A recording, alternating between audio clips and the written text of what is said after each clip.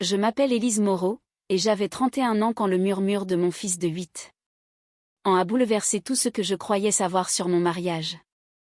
Le bruit du trottoir de l'aéroport résonnait encore dans mes oreilles, entre les valises à roulettes et les annonces lointaines, quand nous sommes revenus dans notre allée. Mon mari m'avait embrassé sur la joue, promis d'appeler, et m'avait fait signe de la main comme n'importe quel homme partant travailler. À l'intérieur de la maison, le silence semblait plus pesant que d'habitude. Alors que je posais mes clés, mon fils a tiré sur ma manche. Sa voix n'était qu'un souffle. Maman, on ne peut pas rester ici. J'ai souri d'abord, en lui caressant les cheveux. Pourquoi donc? Ses yeux étaient grands ouverts, trop éveillés. J'ai entendu papa parler au téléphone hier soir. Il a dit qu'après son départ, les choses seraient plus faciles. Il a dit que personne ne l'arrêterait. La pièce m'a semblé soudainement plus froide. Un bourdonnement dans mes oreilles a étouffé tout le reste. Je me suis accroupie, croisant son regard tremblant. A-t-il dit autre chose? Mon fils a hoché la tête une seule fois.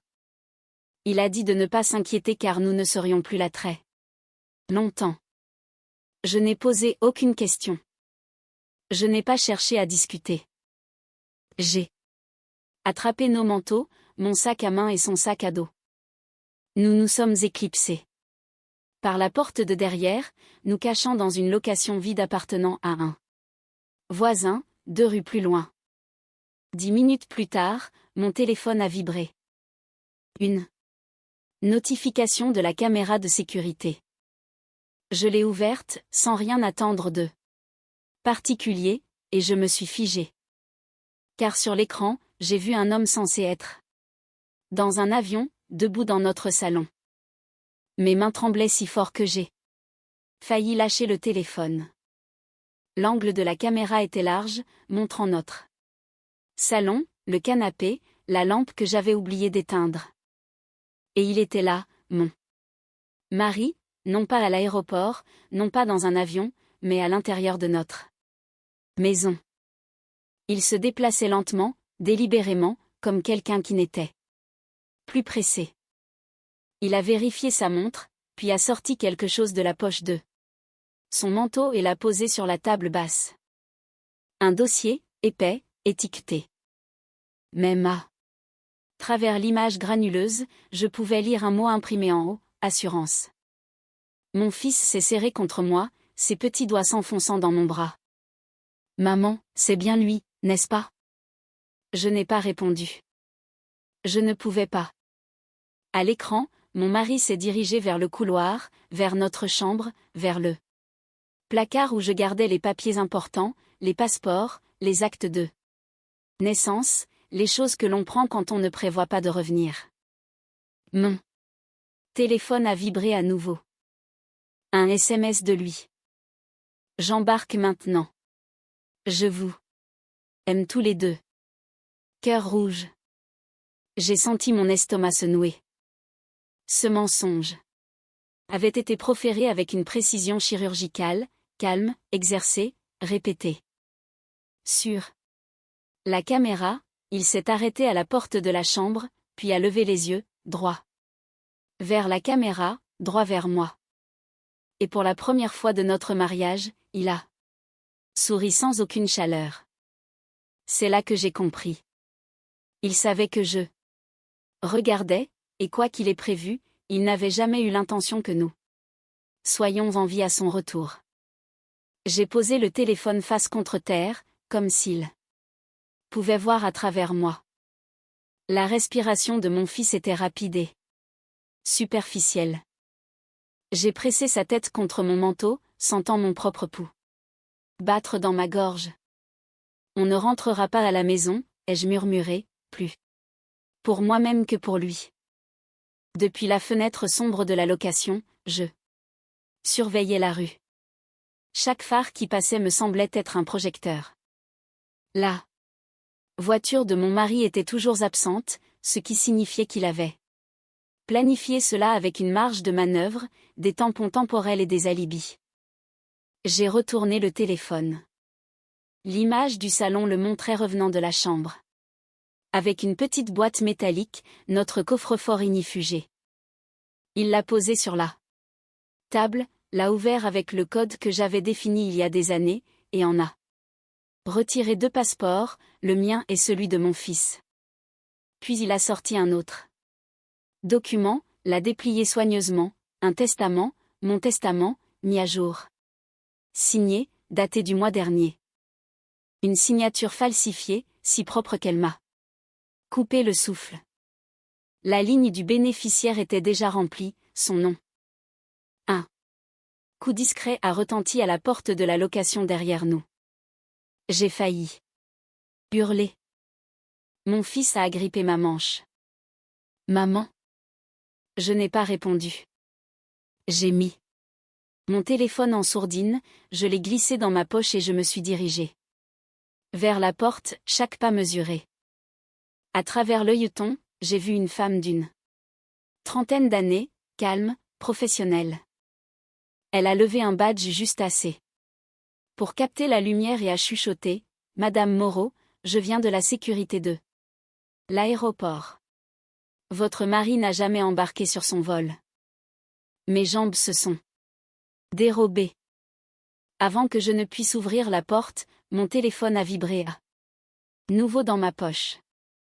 Un nouveau message de lui. Vérifie les caméras en direct. Le temps presse. J'ai ouvert la porte juste assez pour bien la voir. Elle gardait une voix basse, contrôlée, celle d'une personne entraînée à ne pas accroître la peur. Votre mari a alerté notre système, a-t-elle dit.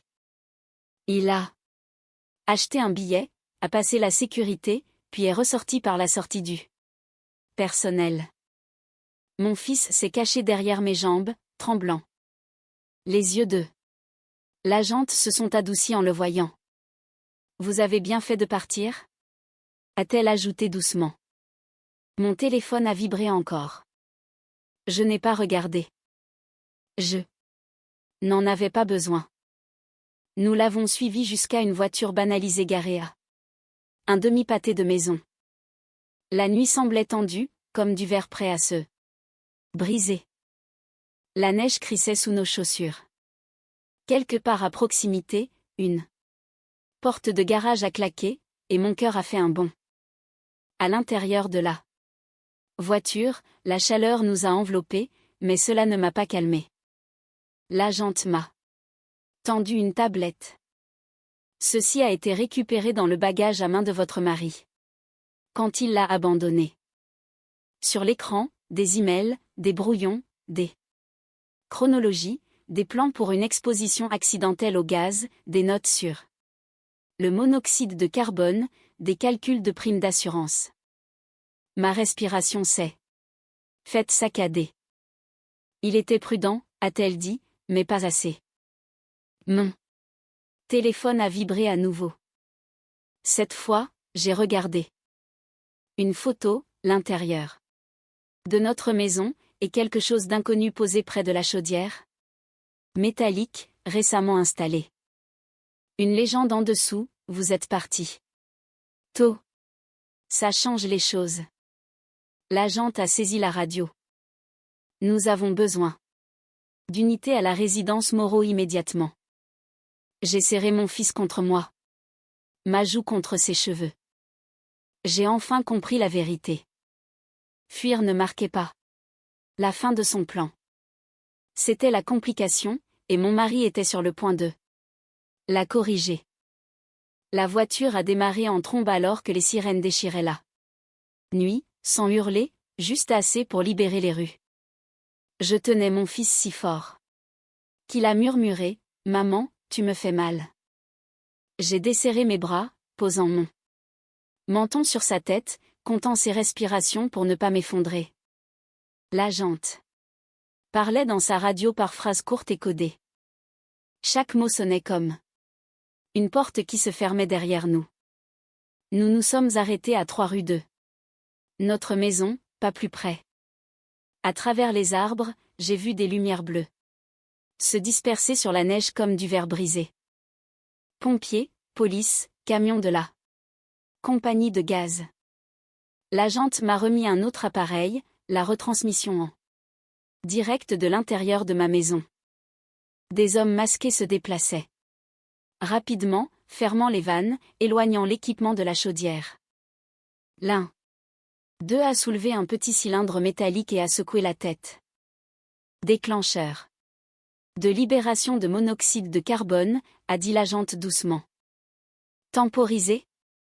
Activé à distance, à distance. J'avais le cœur au bord des lèvres. Mon téléphone a vibré encore, puis s'est arrêté. Signal perdu. L'agente a croisé mon regard. Il a réalisé que vous n'étiez pas là. Il a essayé d'accélérer le plan. Je fixais l'écran alors que les agents fouillaient chaque pièce, le canapé, le couloir, la chambre de mon fils. C'est alors qu'une voix est passée à la radio, nous l'avons trouvé. Mon souffle s'est coupé. Où, a demandé l'agente. Une pause. Garé à 2 rues de là, moteur tournant, observant la maison.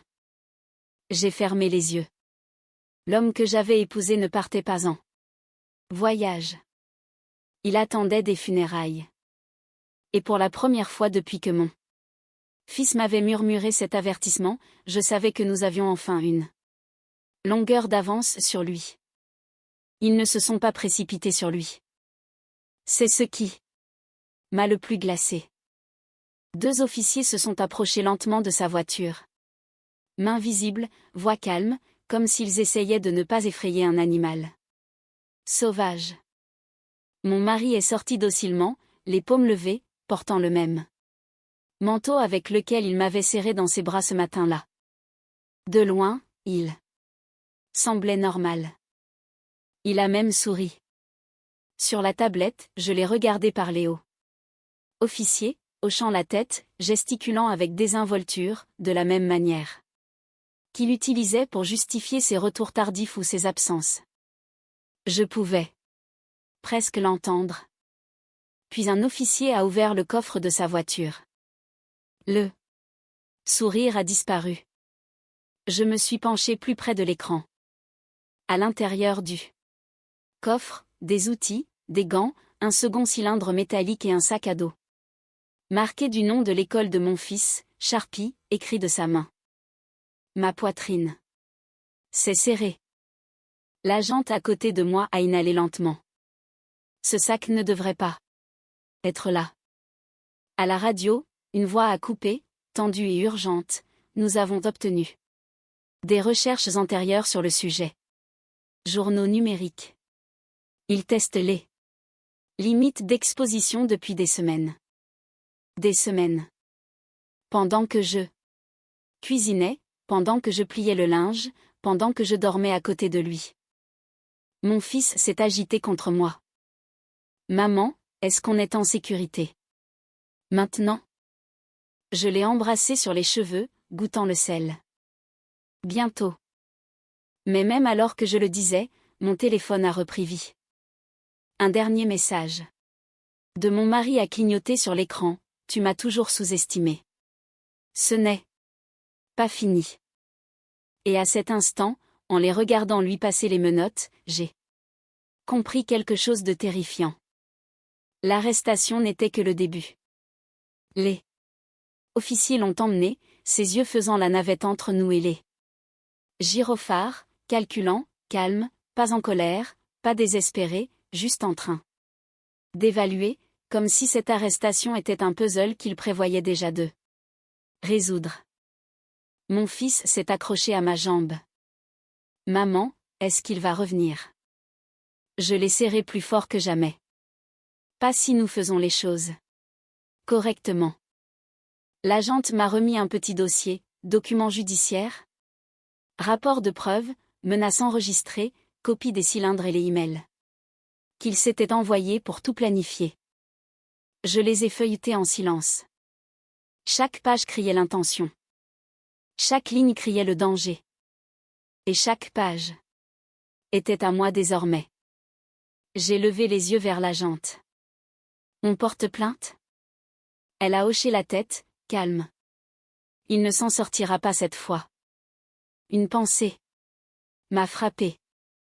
Des années de peur, de chuchotements dans le noir, de prétendre que tout allait bien, tout cela m'avait conduite ici, à une position de contrôle, à un moment où je pouvais protéger mon fils, où je pouvais enfin arrêter de me cacher.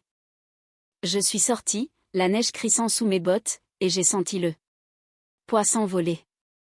Mon fils Harry, un son petit, fragile, mais réel. Pour la première fois, la maison derrière nous n'était plus une cage. C'était un avertissement, et j'étais l'orage qui l'attendait pour le début du procès. Parce que certains hommes sous-estiment les mères, et certains hommes en paient le prix. Les lumières de la salle d'audience sont cruelles, froides, inflexibles. Mais je n'ai pas bronché. Mon mari était assis en face de moi, menotté, essayant de garder son calme. Le même homme qui autrefois murmurait des menaces chez nous semblait désormais plus petit, dépouillé de tout contrôle. Le procureur a présenté chaque preuve, les cylindres, les chronologies, les emails, les menaces. Chaque mensonge qu'il avait raconté à ses amis, à ses collègues et même à notre famille s'est effondré sous le poids de la vérité. Il a essayé de parler. Élise, tu ne comprends pas. J'ai secoué la tête, ma voix calme. Posée. J'avais compris au moment où mon fils m'avait prévenu. J'avais compris. Au moment où j'avais vu le plan. J'avais compris au moment où j'avais cessé de me cacher. Le maillet du juge a résonné comme un tambour. Coupable sur tous les chefs d'accusation. J'ai expiré lentement. Mon fils a serré ma main. Le soulagement et la fierté se sont mélangés dans une vague silencieuse. Les yeux de mon mari ont rencontré les miens une dernière fois, un mélange d'incrédulité et d'amère reconnaissance. Il m'avait sous-estimé à chaque étape du chemin. Devant le tribunal, le soleil a touché nos visages. J'ai regardé mon fils et j'ai murmuré, nous sommes en sécurité. Nous sommes libres. Et nous ne laisserons plus jamais la peur nous gouverner. Mon mari allait purger une peine. Il paierait pour ses crimes. Et pour la première fois depuis des années, j'ai ressenti la joie tranquille de la justice rendue. Certains plans sont faits pour détruire. Certains sont faits pour survivre.